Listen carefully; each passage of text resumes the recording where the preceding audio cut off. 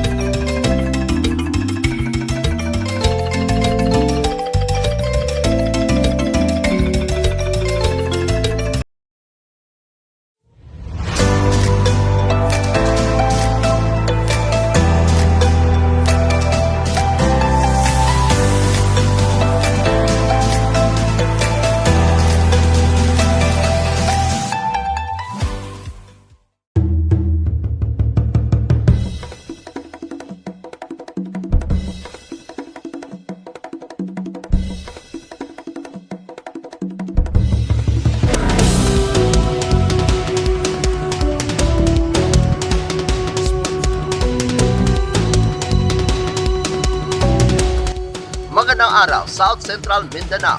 Narito na ang mga paunay balita sa Soxergen Headliners ngayong Oktubre 30, taon 2023. Mga botante sa barangay at sangguniang kabataan election sa Rehiyong 12 dumagsan sa mga presinto. Narito ang ulat. Ngayong araw, nakatakda ang botohan para sa mga barangay at sangguniang kabataan election sa buong bansa na kung saan pipili naman tayo ng mga mamumuno sa ating mga barangay. Dito sa lungsod ng Tacurong, madaling araw pa lang ay naghahanda na ang mga sundalo at kapulisan kasama ang mga tauhan ng City Treasury Office ng City Hall sa paghahanda at paghahati ng mga balota na gagamitin sa halalan. Insakto alas 4:45 ng umaga, isa-isa na hinatid sa mga paaralan ng mga balota na tinanggap naman ito ng mga guro na magsiserbisyo sa halalan. Sa ikapito ng umaga, formal nang binuksan ang botohan. Sa Tacurong Pilot Elementary School, umaga pa lang dagsa na ang mga boboto na kung saan hindi naman masyado masikip at nakaboto naman ang lahat. At ganito rin sa Dr. Manuel J. Grino Memorial Central School sa Barangay Virginia F. Grino. Sa lungsod ng Coronadal, marami rin ang nakapila sa Marble 3 Elementary School na voting center ng Barangay Avancena. Sa lungsod ng Kidapawan, kanya-kanyang mga diskarte ang ilang botante sa paghanap sa kanilang polling precinct sa Kidapawan City Pilot Elementary School. Mahirapan naman sa ilan ang nilagay na mapa ng mga polling precincts dahil nakatagilid ang pagkakalagay dito. Inabisuhan na ang mga staff na nasa lugar upang maiayos ito. Inagahan na rin ng ilang mga senior citizen at mga may bitbit na bata ang pagpunta sa mga polling precinct upang makaiwas sa aberya at dagsa ng mga tao sa Kidapawan City Pilot Elementary School. Sa lungsod ng General Santos, dagsa na ang mga botante sa Lagao Central Elementary School na ilang minuto bago magsimula ang botohan. Sa lalawigan ng Sarangani, bumoto si Sarangani Governor Rogelio D. Pacquiao sa Alabel Central Integrated Sped Center. Sa seguridad, todo bantay ang mga kapulisan, kasundaluhan at mga force multiplier.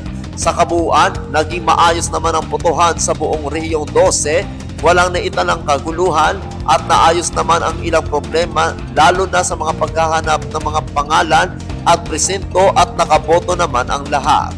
Ako ang inyong kaibigang Apolinario Ferdi Valencia para sa Soxergen Headliners. Kabakan Mayor Guzman nagbigay ng punto kung paano pumili ng pinuno. Narito ang ulat. Bago ang halalan ngayong araw, nagbigay ng punto si Kabakan Mayor Guzman sa pagpipili ng leader sa kanilang mga barangay. Aniya, bukod sa plataforma, kailangan din na may magandang ugnayan o koneksyon ang pipiliing leader ng mga Kabakenyo. Ang koneksyong tinutukoy nito ay ang ugnayan ng tatayong barangay leader sa LGU, Congress at lalawigan upang matiyak ang tuloy-tuloy ng mga programa at proyekto. Dagdag pa nito, hinikayat nito ang bawat kumakandidato na kailangan panatilihin ang kapayapaan sa kanilang lugar. Paliwanag ni Mayor Guzman, hindi man pala rin na mailuklok ang mga ito sa posisyon ay hindi ibig sabihin na sila na ang magsisimula ng paghahati-hati sa kanilang lugar. Magsisimula ang halalan ngayong araw sa ganap ng ika-7 ng umaga at magtatapos ito sa ika-3 ng hapon. Ako ang inyong kaibigang Apolinario Ferdi Valencia para sa Soxergen Headliners. Para sa uling balita, pagtatapos ng 2023 Cooperative Month sa lungsod ng Tacoro, matagumpay. Narito ang ulat. Noong ika-27 ng Oktubre kasalukuyang taon, naganap ang culmination day para sa 2023 Cooperative Month celebration na pinangunahan ng Office for the Development of Cooperatives. Nagbigay naman ng kanyang mensahe si City Cooperatives Officer Diana T. Guadalupe na sinabi nito ang kahalagahan ng mga kooperatiba sa lungsod.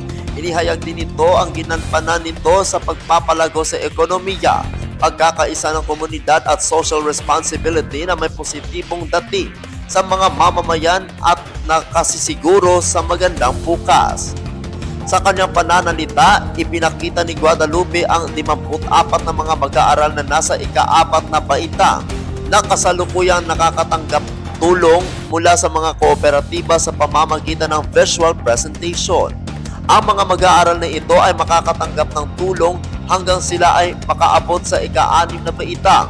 Ang gawaing ito ay magpapakita ng makabuluhang gawain ng kooperatiba sa pagtulong sa mga mag-aaral na dapat tulungan, lalo na sa mga kagamitan sa pag-aaral at gasto sa pagpapa-enroll. Dumalo si Sangguniang Panlungsod Honorable Nestor Casador, Chairperson ng Committee on Cooperative, Livelihood and People's Participation, na nagpapakita ng suporta sa gawain ng kooperatiba.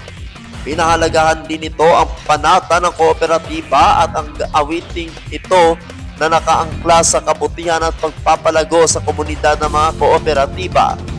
Nagbigay naman ng kanyang mensahe si City Cooperatives Development Council Vice Chairperson Elizabeth H. Buenacosa. Ang impact ng kooperatiba, pagkilala sa mga kasapi ng kooperatiba saan man ito napabilang. Nagtapos ang aktibidad sa pagbibigay ng parangal at pagkuha ng mga larawan, pagdiriwang ng pagkakaisa at dedikasyon ng bawat isa tungo sa positibong pagbabago sa pamamagitan ng matatag na samahan ng mga kooperatiba sa lungsod.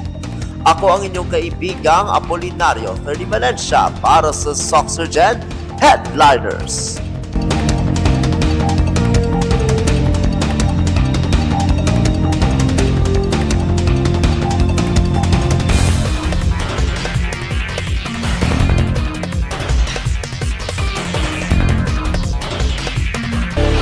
At yan ang kabuuan mga balita sa araw na ito.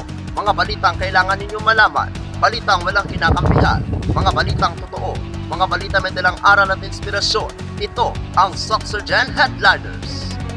Hanggang bukas, maraming salamat at magandang araw, kaibigan.